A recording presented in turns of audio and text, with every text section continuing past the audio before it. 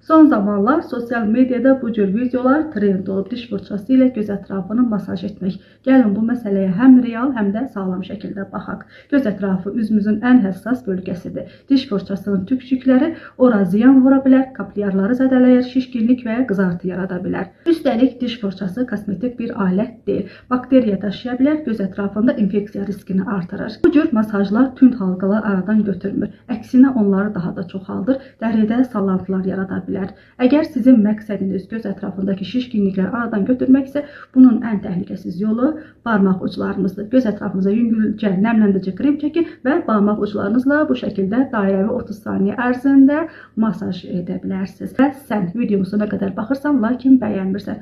Əgər videomun faydalı olduğunu düşünürsən, bəyən düyməsini basmağı, səhifəmi izləməyi almağı unutma ki, hər zaman gözəl və baxımlı qalasan. Hələlik!